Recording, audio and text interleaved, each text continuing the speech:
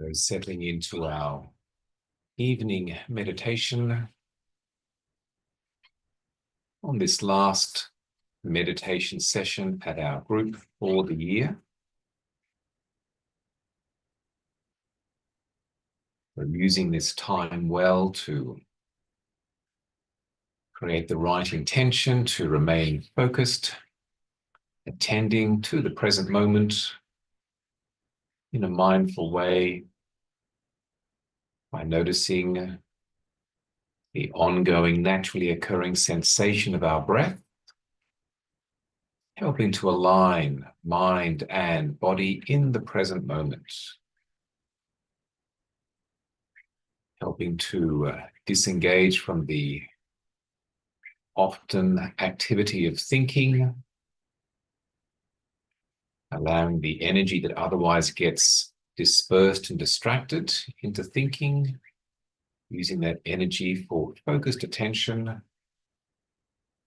developing a calm, collected, composed, mindful knowing in the present, and especially by noticing and feeling each soothing, life-giving breath,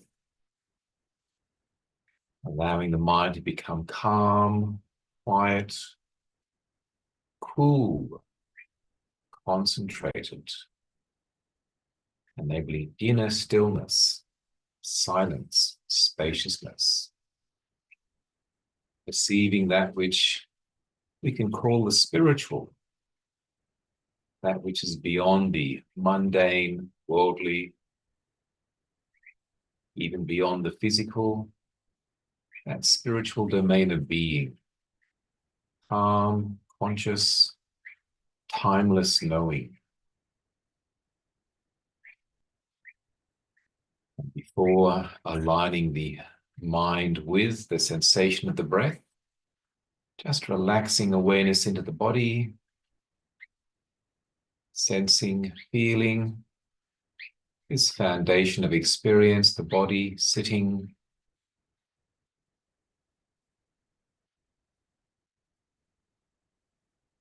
noticing a few touch points for mindfulness, mindfulness of our feet, connecting with the floor,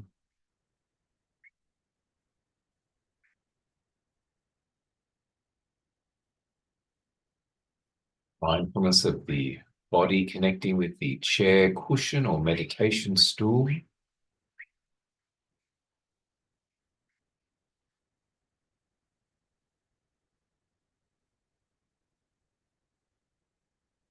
Mindfulness of the sensation of hands and fingers, maybe resting gently together in our lap.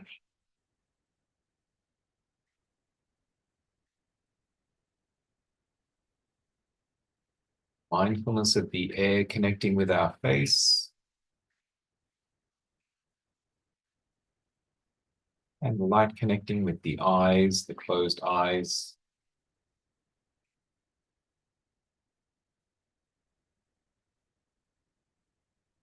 Be a few background sounds, but we don't need to be distracted or disturbed by them. The same with any thoughts that might occur.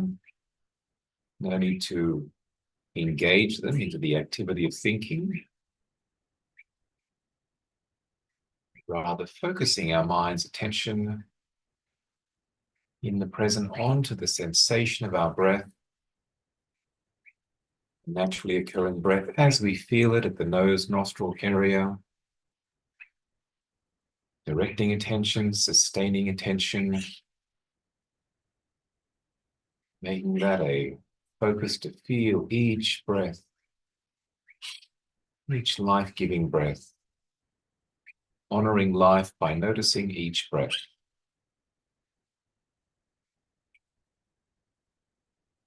Feeling each breath while also looking into that lightness, brightness through the closed eyelids. Using the mental meditative words in the mind, if it's helpful, calm on the in-breath, ease on the out-breath. The main thing is to stay present, and especially feeling each breath. allowing some inner stillness, silence, spaciousness.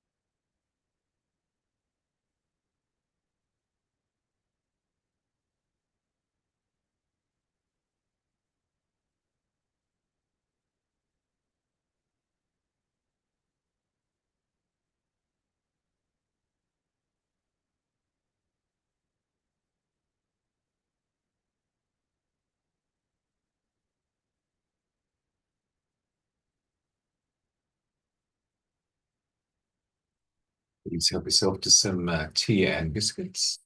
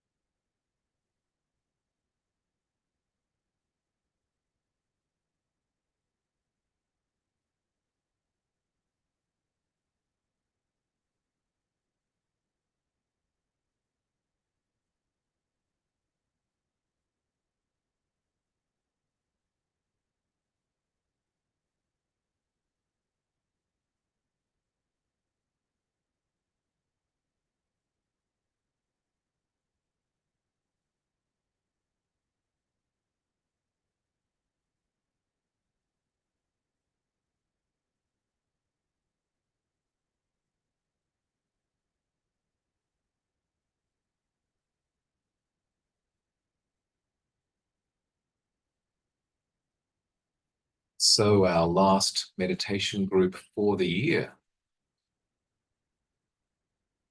What does that mean? It means that the year is ending, which means that time has passed, or so it seems.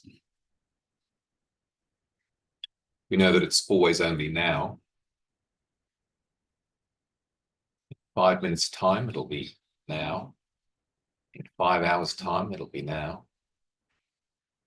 In 5 days, 5 weeks, 5 years, 50 years, it'll be now. Some of us won't be here.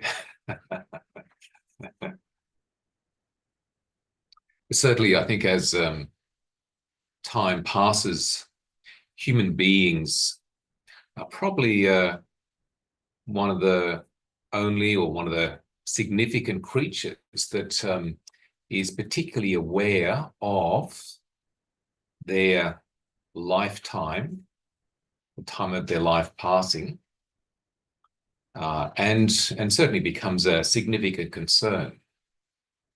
That time is passing, time is precious. How are we using our time?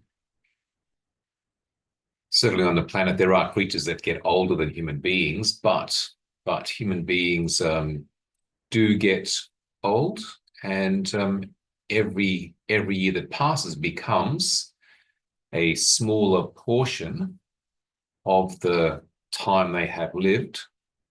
So it feels like that the time is passing quicker, particularly a year. Obviously, for a 4-year-old child, a year is a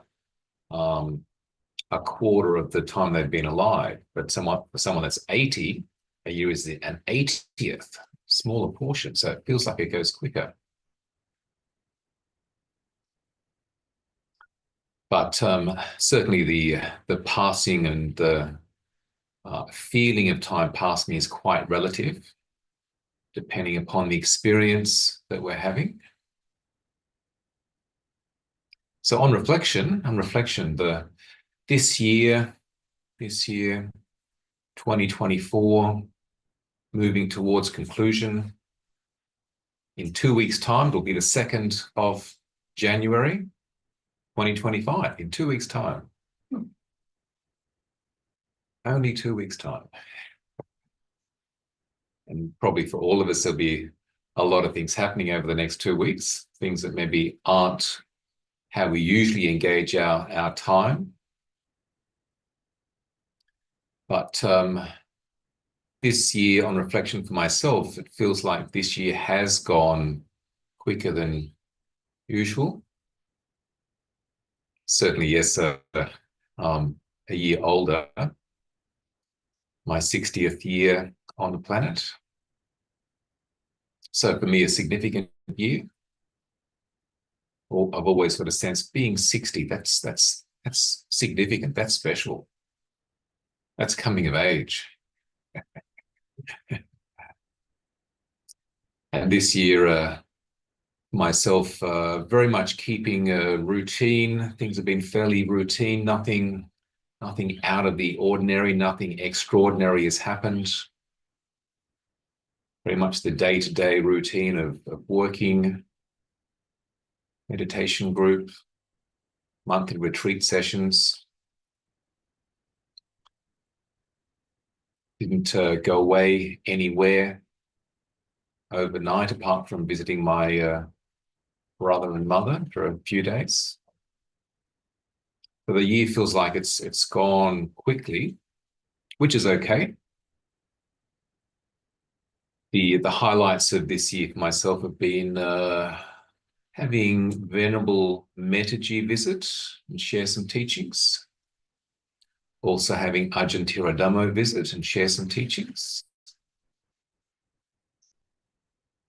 Also getting the solar panels on the roof. That's been good. And also developing a small group of people that a committee to help looking after the meditation group and some of the things that we're doing to develop a sense of support and connectedness. And particularly also in that context of the meditation group, feeling that we're developing, getting people along, that people come on a regular basis, and sense of community, a sense of sangha, sense of commitment to looking after our minds through meditation, engaging Buddhist wisdom, making that a significant thing in our life and supporting each other in that. So that's been good. And as well in that, also having these online sessions as well. So being able to connect out into the wider community, sharing what we have to offer. But certainly also open and hopeful for further learnings and insights and developments for the new year, 2025, to see how we can continue, certainly as a meditation group, meditation community, sangha, grow and develop, and also for myself individually as a person, being able to continue to learn and study Buddhism, meditation, offering support, teachings.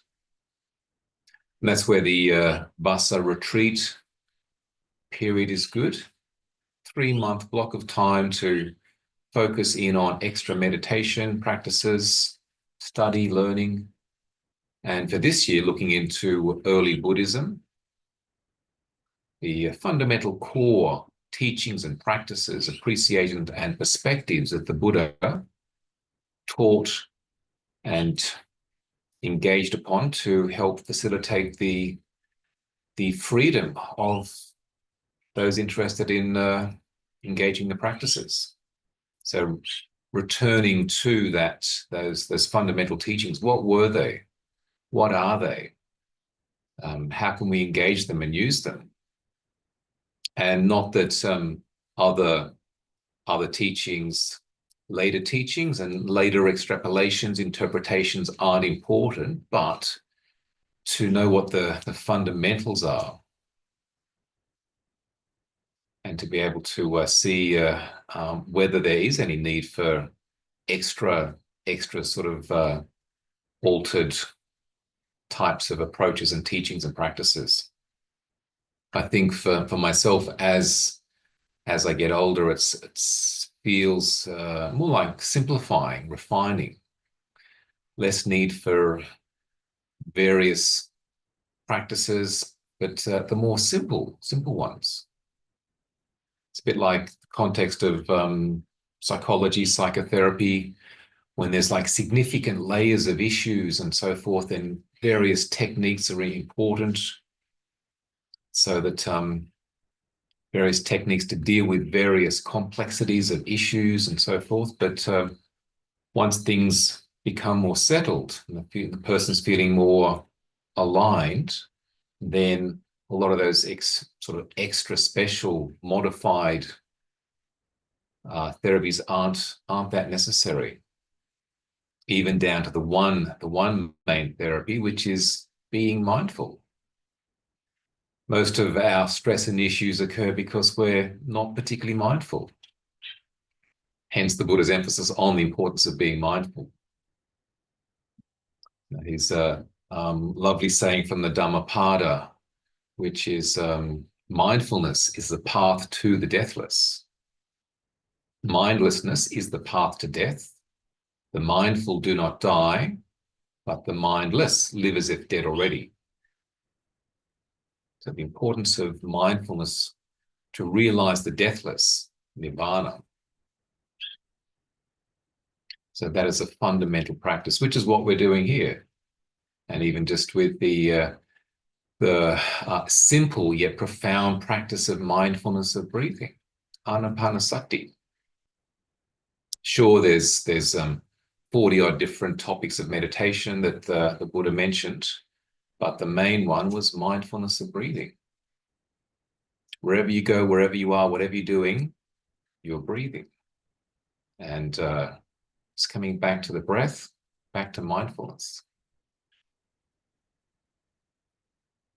So on reflection for yourselves, as mentioned last session, we can use this session as a bit of a open sharing on any particular learnings, insights, understandings that you've had this year yourself that you might like to share. And also anything in particular that has been helpful or supportive with regards to our meditation group, and any practices or teachings that we've had that have been helpful, and also any ideas, any suggestions for next year. So please feel free to share along those lines. Suzanne? Yeah, I would like to share something. I just came across very recently photos from Tibet. I was in Tibet in 1986, and I was really Potala in Lhasa, and so this was my first contact with Buddhism. Mm. And so it's like, I mean, it's a long journey through different meditations, but I think I practiced quite a bit of Tibetan Buddhism. And I'm tremendously grateful for finding this group and finding this type of Buddhism, because what you said earlier, it's simplifying. And just like in the space of my life, everything which is overloaded with music and sound and incense and I don't know what, and too many images is just not working. And I feel so relieved. So it's simplifying. It feels like just like following a river up to the well, coming back to the basics. And this is so beautiful. So I'm very content with it. Good. And about the Vassa retreat, we were in Europe, so this is the opposite of just like being in one place in a rainy season, just like traveling 30,000 kilometers. It's just like really, but I mean, we practice every morning and Very just good. like setting the alarm clock to make the time. And so it's sort of like it's working so well. And I'm really grateful, and I would be very happy for anything you have to offer in terms of retreats or we come to the group and we can. Good. Thank you so much. Thank you. Thanks for sharing. Brendan? Yeah, John, I liked what you said about simplifying and reflecting back on you know, when I was first really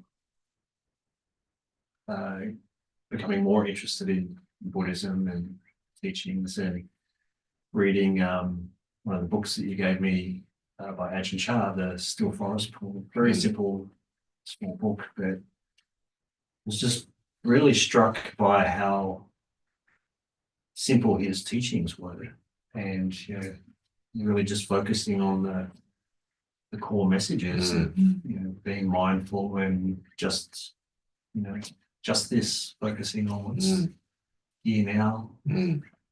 And so I think that's probably the great power of Ajahn Chah, is that I think he really did get it, that those core teachings of the Buddha was really what you need to focus on. And that's, if you just focus on that, then you know you're on the right path. So really grateful for obviously everything that you've told me, but you know, sharing that book and other books that have really helped me grow my understanding of what the Buddha taught and what the path is, and being able to practice that. So also very grateful. Thank you. Good, thank you. Well, the teachings are certainly of Ajahn Chah, simple but profound. Very.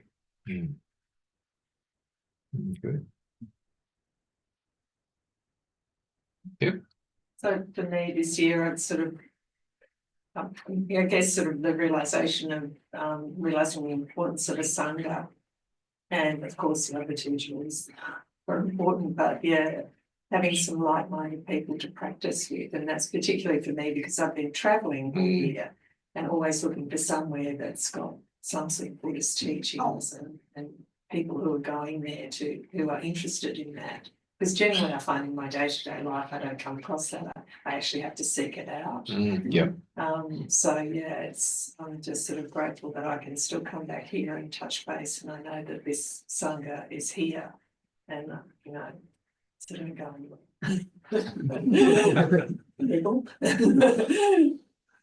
Good, So and obviously connecting online as well at times if you're away. Yeah, it's great. It's not the same as being with people. Sure. I've connected, I've been travelling around the country, you know, going to various sanghas. It always means so much more being in person. Yeah. Good. So thank you. Good, thank you.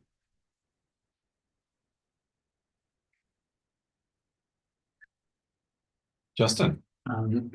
Yeah, I've got a very similar experience to Pip this year. I feel this year's been very busy for me personally and professionally, and I've been sort of pulled in a number of different directions, and especially the latter half of the year, I haven't been able to be as consistent with coming every Thursday, and also like Suzanne, I was in Europe for the second half of the Vasa, so the first time, and I think in the 4 years I've been coming to Vasa, I haven't been able to be here. So the importance of the Sangha to me, and this group and this Thursday night for me to sort of come back to and reconnect to the group and to have a practice that's been really, really important for me to, I suppose, have an anchor point, and to practice and listening and to learn what's happening. So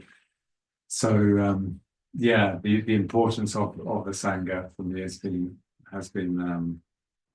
there, and I'm really grateful that you know, it's here and people show up and you bring such great value to it each week.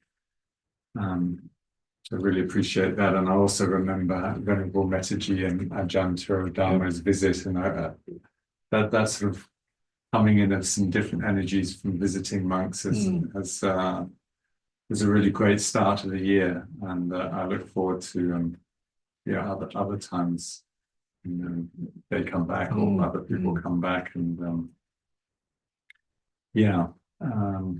there was another point I was going to reflect on, but it seems to be lost in just the gratefulness of the Sangha and this group.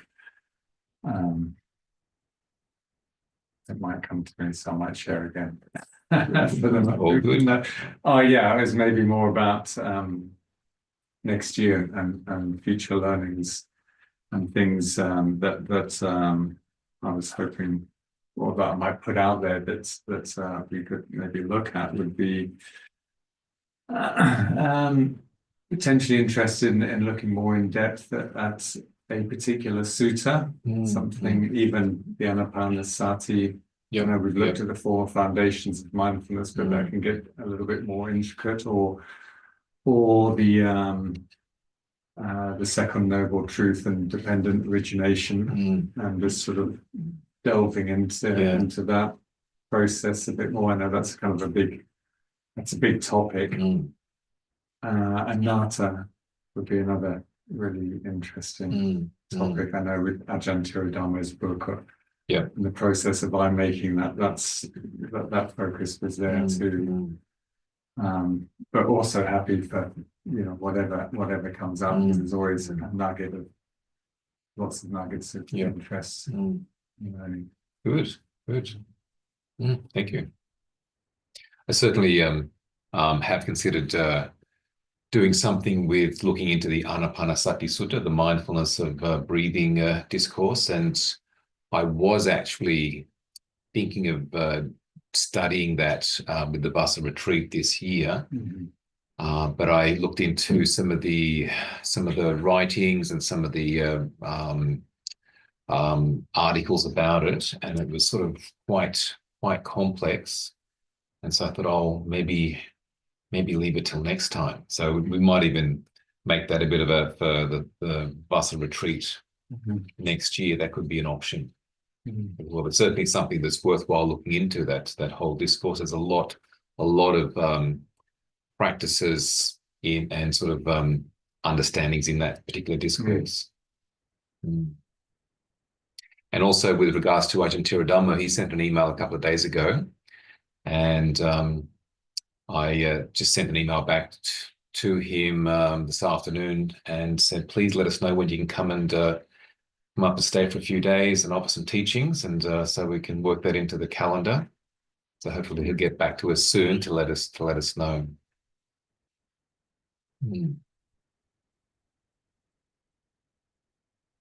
So Scott, you've come up from Canberra this year.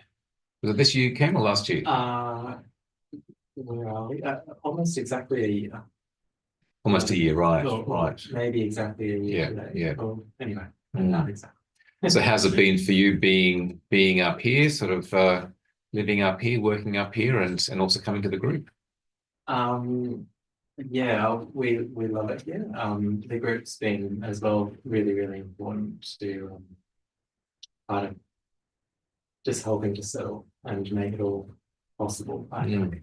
So yeah.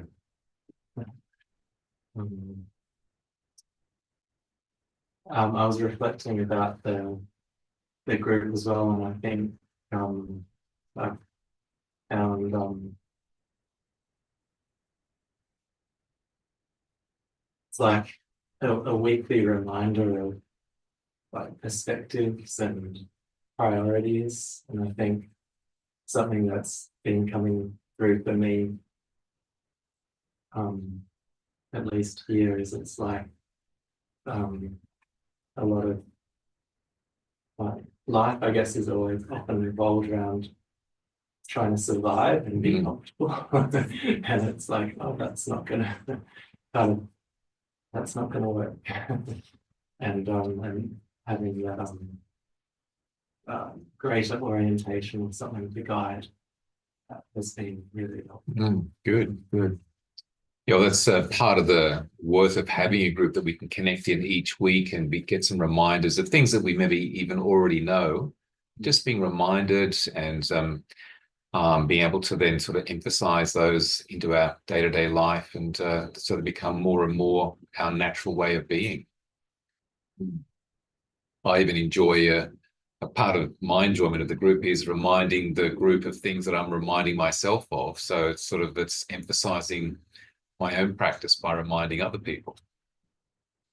It's all good. And Glenda, you've moved away from being up here. No, yeah. And to be honest, it's been tough 6 months. I really enjoy where I live, but it actually has been tough moving away from the regularity of this group. And I haven't been able to come on live on Thursday nights, just purely just timing, and trying to fit into new spaces in my new life. So I definitely miss it. So I had a focus for next year to get back to regular meetings, when I come to visit here, or coming in live on a Thursday night, because I've found I've slipped in my practices a little bit, and that's made me a bit unhappy. So I'm looking forward to making that commitment to re-engage.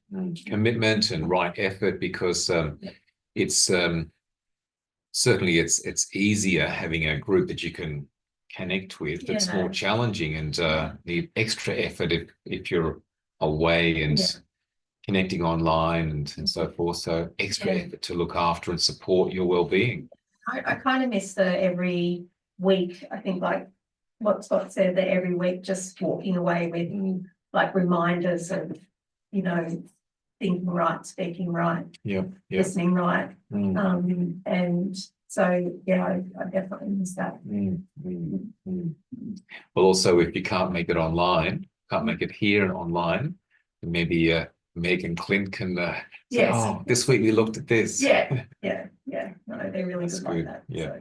But certainly, you know, it's great to have you here when you can come. Yeah, thank you. Yeah. Good. You can watch the recording on YouTube. Yes, I know. Yeah, I get the emails. I always do that. Yeah. I'm actually very excited. Yeah. I always watch Yeah. the recording. Watch it anytime on the Yeah, weekends. Yes. that's right. They're up there for good, aren't they? You don't take. Yeah. them, do you? No, there's a couple that we didn't put up, just you know, if they were too personal and whatever, but vast majority of them are up there, and there's a playlist with all the Thursday night Oh, great. sessions from this. Well, over the next couple of weeks, I might get to go back and. Sometimes it takes me a little bit longer than other times to get them published out there, but yeah, everybody that's on the email gets the links. So. Yeah. But then I make them public so that anybody that goes to our YouTube channel can watch them as well. But that usually happens a couple of weeks. Good. Hannah, any thoughts or reflections? No, I was just enjoying being here today. I'm usually sort of looking after Tigger not too bad during the difficult times of meditation, and today he's been really good. But lovely. Thank you. Well, feel free to join us More. anytime, more often. Yeah. Just as an idea for next year, as I mentioned last week, we may have the idea of maybe working through a course. When I was in Sydney, I would often be teaching courses, Buddhist psychology, Buddhist meditation courses that would go over a number of sessions. So that one, like certainly we've looked at the Eightfold Path as a course, but another one that's of interest is developing the 10 spiritual virtues. So looking at that over like a 10-week period can be interesting. And I do have course notes on that as well, quite extensive course notes. And also there's another one that I put together on the 10 ways to well-being, which are basically the Buddha's recommendation for how to generate merits, good karma, and particular activities that bring that about, and sort of looking at what those 10 are.